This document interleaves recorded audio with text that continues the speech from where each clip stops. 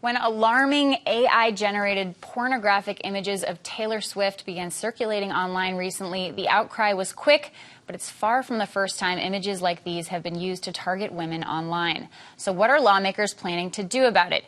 To discuss, I'm joined by Haley Lerner, GBH News Associate Producer for Arts and Culture. Haley, thank you so much for joining us. So we know about, we're going to talk about revenge porn. We know about AI-generated images. This is becoming a really serious phenomenon. How does this work, and what are we looking at exactly? If you can explain how this happens. So basically, deepfakes have been a thing for a while where people, created false images of other people. But right now with AI generator images, you can put a photo of anyone in, request it to be a certain way, and anything can pop up. And those can be pornographic images of that person meshed with whoever or any artistic imagery. And so this can really be done with any photo or any image of anyone. And it's very fast, and you don't have to have a lot of skills to do it. So people were doing this with images of Taylor Swift, and I think they made it so that you couldn't search her on the website because it was so pervasive. Actress Xochitl Gomez, who is on Dancing with the Stars, she's only 17 years old. She's talking. Here's a clip of her talking about having AI deepfakes of her online and not being able to take it down. For me, it wasn't like something that was mind-boggling, but just more like why is it so hard to take down? Yeah. And that was my whole thought on it, was just why is this allowed? Yeah. And I just thought it was weird. And in my mind, I knew that it wasn't me. Yeah. So it didn't mess with me or anything like that. But it was just something that felt really uncomfortable because I couldn't take it down. This isn't just something affecting celebrities, right? This is happening to people everywhere. Yeah, there was a case in New Jersey of a high school student who came forward and said her and 30 other of her female classmates had their fellow students were making AI-created images of them in pornographic situations, and they wanted action in New Jersey. And so this is at risk to really anyone because, of course, with public figures like this, like Xochitl, who's a 17-year-old who very perverted fans can make these types of images of her, it could be done to any normal person, too.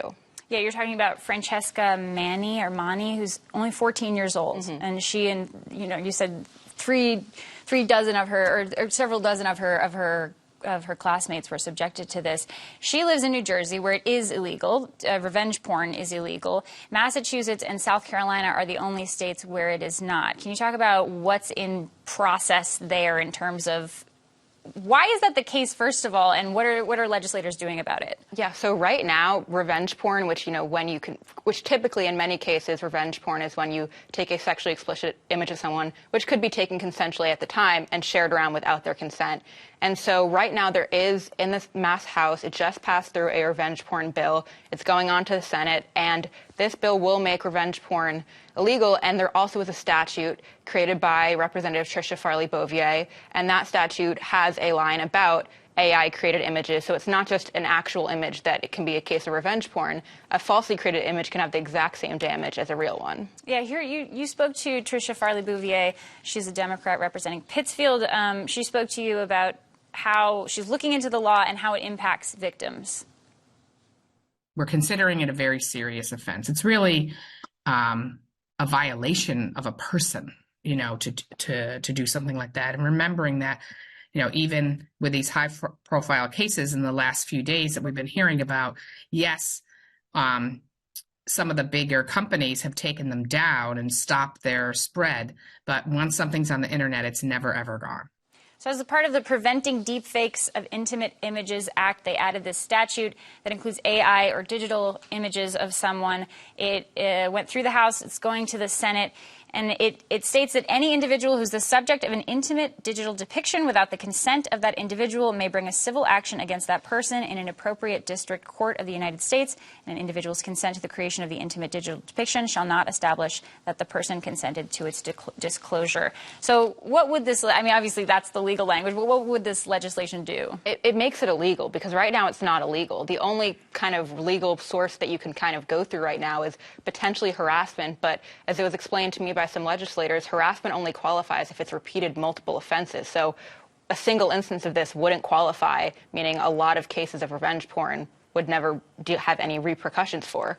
So with this, there'd be multiple levels based on how many times an offender does this and the severity, and it's down to a judge, but it makes it illegal, which currently it's not in Massachusetts. This is really devastating. I think that this is something that I could see in a school setting someone thought was maybe benign, or, I mean, there's these deep threads of sexism and just exploitation. But in your reporting, you talked to a lot of people who talked about how much this hurts people and why. Can you explain that? I mean, it's not real, right? It's a generated image of someone, but why is it still so painful? It's still an image of you in a sexually exploitative position, whether it's real or not. Other people might think it's real. And from what I've talked to Jane Doe Inc., which represents, a lot of survivors, and this can cause actual harm towards someone. It could encourage more sexual violence towards them because people are seeing these horrific images of you out there. And so it really can have a real effect on your job. They may not know it's a fake image. That's how realistic some of these things can be. And it just has a real impact. It's interesting, too, to think about your intellectual property or your identity, right, when we think about how so many of the SAG actors who were just on strike were fighting to not enter these deals where they would essentially be selling their image. Do you think this is an example of the technology moving faster than legislation or moving faster than we can kind of regulate it? Yeah, it's a real violation of your personal image, and with how much every single person in the world is basically on social media, your image is out there and people can do whatever they want with it. And in this state right now, there's no repercussions for that. Right. Haley Lerner, thank you so much for joining us, and thank you for your reporting. Thank you for having me. Thank you.